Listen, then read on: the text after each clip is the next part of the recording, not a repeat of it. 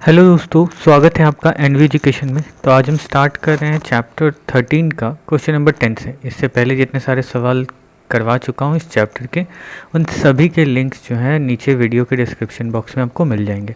तो चलिए इसको शुरू करते हैं। सवाल में देखिए क्या लिखा हुआ है, y के दो चर के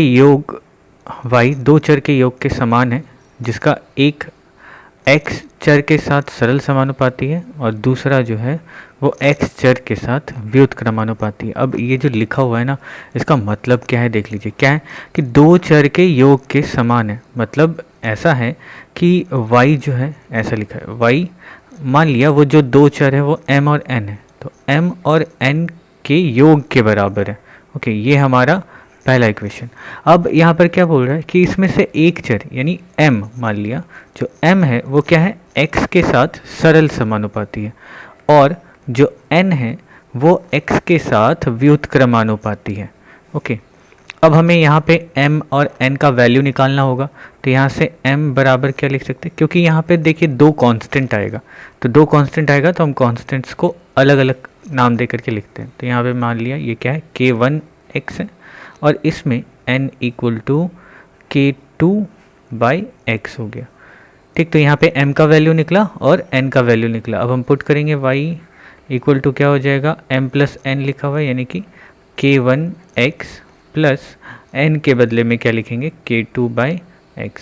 अब ये हमारा मेन जो समीकरण हम निकालते हैं वो है। अब हम इसी से ही सॉल्व करेंगे। तो सबसे पहले हमारा क्या काम होगा कि k1 और k2 का मान क्या है वो निकाल लेना।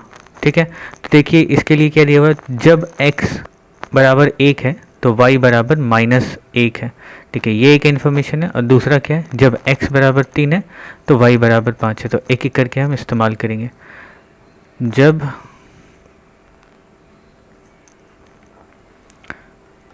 x बराबर 1 है तो y बराबर क्या है, -1 है।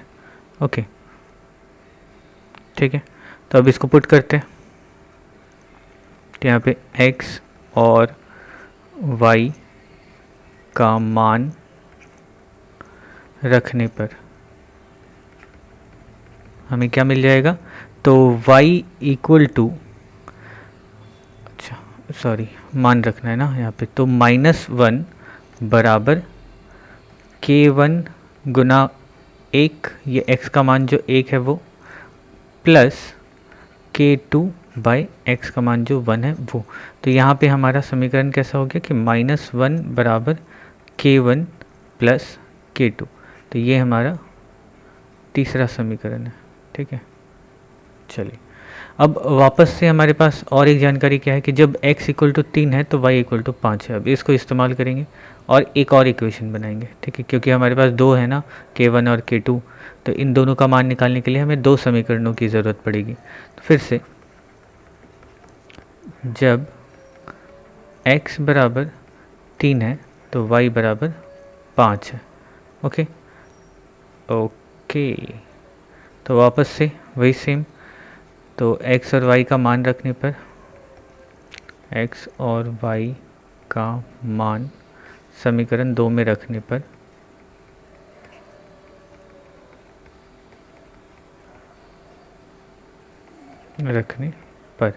क्या हो जाता है, तो हमारे पास समीकरण में क्या है, y बराबर k1x यानी कि 3 गुना, अच्छा, प्लस k2/3। ओके, अब इसको सॉल्व कर लेते हैं एक बार के लिए। तो यहाँ पे हो गया 5 और ये बराबर, एलसीएम ले लेंगे तो यह 3, यहाँ पे 9k1 प्लस k2, 3 जाएगा 5 के साथ गुना होने, तो यहाँ पे क्या हो गया, 15 बराबर 9k1 प्लस k2। तो ये हो गया हमारा समीकरण नंबर 4। ओके, अब समीकरण 3 और 4 का इस्तेमाल करके हम क्या कर सकते हैं, k1 और k2 का मान निकाल सकते हैं। तो चलिए इस्तेमाल करते हैं। तो समीकरण 3 और 4 को घटाने पर, चलिए, तो मतलब समीकरण 3 माइनस समीकरण 4, इस तरह से करते हैं। तो समीकरण 3 में क्या दिया हुआ है, तो -1 बराबर k1 प्लस k2, ऐसा है। और समीकरण 2 में क्या है, 15 बराबर 9k1 प्लस k2। तो घटा रहे हैं, यानी कि नीचे का जो भी है उसका साइन चेंज हो जाएगा। यहाँ प्लस है तो माइनस, प्लस है तो माइनस, प्लस है तो माइनस। ओके, अब इसको सॉल्व करना है। तो यहाँ पे प्लस k2 माइनस k2 ये ख़त्म, यहाँ पे -16 और यहाँ पे -8 k1। तो यहाँ माइनस माइनस कट गया और यहाँ से तो k1 का वैल्यू क्या हो गया, 16/8 यानी कि 2। तो k1 बराबर 2। अब इस k1 का मान समीकरण 3 में रखते हैं, ठीक है। तो k1 का मान समीकरण 3 में रखने पर तो यहाँ क्या हो जाएगा, तो यहाँ हमारे पास है -1 = k1 प्लस k2। तो k1 का मान 2 रख देते हैं यहाँ पे, तो यह -1 = 2 प्लस k2। ओके, तो ये क्या हो गया, k2 बराबर 2 को इधर लेके जाएंगे तो माइनस माइनस -3, ठीक है। तो ये दोनों का मान आ गया। अब हमें क्या बोला है कि x और y में क्या संबंध है। अब x और y में क्या संबंध है वो हम कहाँ से पता करेंगे, तो वो पता करने के लिए हमारे पास ये जो समीकरण है इसका इस्तेमाल करेंगे, जिसमें k1 और k2 को बस बैठा देना है और क्या। तो अब k1 और k2 का मान समीकरण 2 में रखने पर हमारे पास क्या आ जाता है। तो सबसे पहले समीकरण लिख देते हैं, y = क्या है, k1x प्लस k2/x। ओके, तो y अब ज़रूरत नहीं है, k1 k2 का मान रखना है। तो k1 क्या है, 2 है, तो 2x प्लस यहाँ पे k2 क्या है, तो -3 है बाई x। ओके, अब इस माइनस को यहाँ लेकर के चले जाते हैं, तो ये हो गया हमारा माइनस प्लस -3/x और यही है हमारा आंसर। ओके, तो करते हैं अगला सवाल। तो अब है 11 नंबर क्वेश्चन। तो देखिए 11 नंबर क्वेश्चन में क्या लिखा हुआ है कि अगर a समानुपाती हो b के, b समानुपात हो c के, तो हमें दिखाना है, ये प्रूफ करके दिखाना है। सिंपल सा सवाल है, ठीक है। तो हमें क्या करना होता है, यहाँ पर a समानुपात b लिखा है। ओके, यहाँ पे ध्यान देने वाली चीज़ है क्या है, यहाँ पर भी b है, यहाँ भी b है। ओके, तो थोड़ा सा यहाँ पे क्या करेंगे, k b ये हो गया। अब फिर b समानुपाती c है, तो b बराबर क्या आ गया, k c।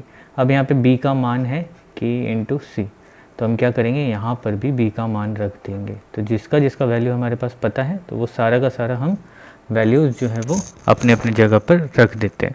तो यहाँ पे क्या हो गया, k × b की जगह क्या लिखेंगे, k c। तो a = क्या हो गया, k² c।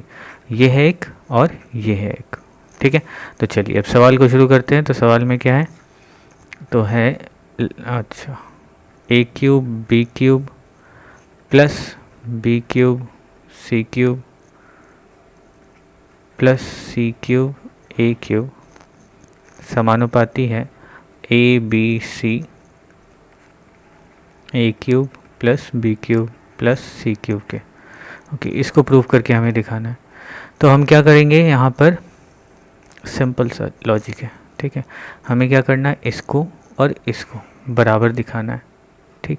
बाकी समानुपात तो बराबर होता ही, एक कांस्टेंट टर्म आता है, ठीक है। तो यहाँ पे ये हमारा लेफ़्ट हैंड साइड वाला पार्ट है। तो चलिए लेफ़्ट हैंड साइड वाले पार्ट से ही शुरुआत करते। तो ये a³ b³ plus b³ c³ c³ a³। तो यहाँ पे एक एक करके सबका वैल्यू रखते चले जाएंगे। जैसे a का मान क्या है, k² c, इसका क्यूब a³ है क्योंकि, इसीलिए k² c जो है a का मान है का क्यूब। और b का वैल्यू क्या है, b का वैल्यू है k c और इसका क्यूब, फिर प्लस k c इसका होल क्यूब, और c³ तो वही है, उसका कुछ करना है नहीं, तो c³ और यहाँ पर a का मान आ गया k² c का होल क्यूब। अब सॉल्व करते हैं। तो ये क्या हो जाएगा, k⁻6 c³ और यहाँ पे k⁻3 c³। प्लस के क्यूब सी क्यूब, और यहाँ पे सी क्यूब ऑलरेडी है, यहाँ सी क्यूब, इसको करते हैं सॉल्व तो ये हो गया के पावर 6 और सी पावर 3। अब एक एक करके, तो यहाँ पे के पावर कितना हो गया 3 और 6 9, और सी पावर कितना हो गया 3 और 3 6, ठीक है। फिर प्लस यहाँ पे के पावर 3 है और सी पावर 6 हो गया, और यहाँ पर सी पावर 9 हो गया और के पावर सी पावर 6 है और के पावर भी 6 है। अब यहाँ पे कॉमन क्या है, तो कॉमन है के पावर 3 कॉमन है और सी पावर 6 कॉमन है, तो वो लेते ही यहाँ पे क्या बचा के पावर 6, यहाँ पे +1 और यहाँ पर के पावर 3, ठीक है। देखिए ये वाला टर्म जो है ये पूरा C6 को छोड़ करके बाकी सब क्या है कांस्टेंट है, ठीक है, तो इसीलिए वो समानुपात हो जाता है। ओके, अब दूसरा राइट हैंड साइड वाला पार्ट, राइट हैंड साइड में क्या दिया हुआ है, तो दिया है ABC A cube B cube C cube, ABC into A cube plus B cube plus C cube. अब वैल्यूज़ रखना है, तो A का मान क्या है के स्क्वायर C, B का मान क्या है के इंटू C, और यहाँ पे C ऑलरेडी एक है, तो यहाँ पर ये हो गया के स्क्वायर C का होल क्यूब प्लस के C का होल क्यूब प्लस C का होल क्यूब। इसको सॉल्व करने पे यहाँ क्या आ जाता है, तो के क्यूब C क्यूब अंदर करते हैं तो ये हो गया के पावर 6 C क्यूब, यहाँ पे हो गया के पावर 3 C क्यूब, और यहाँ C क्यूब है, तो यहाँ से कॉमन क्या जा रहा है C क्यूब, यहाँ से C क्यूब बाहर, तो क्या बचा के पावर 6 प्लस के पावर 3 प्लस 1, तो ये हो गया के पावर 3 C पावर 6 के 6 प्लस के 3 प्लस 1, ठीक है। अब ये वाला सेम चीज़ हमारे लेफ्ट हैंड साइड में भी आया था, ठीक, तो इसीलिए हम लिख देंगे क्या यहाँ पर कि LHS बराबर RHS, ठीक है, या फिर समानुपात RHS, जो भी प्रूव्ड या प्रमाणित जो लिखना चाहें आप लिख सकते हैं। तो चलिए अब मिलेंगे हम अपने अगले वीडियो में, तब तक के लिए बाय बाय, टेक केयर।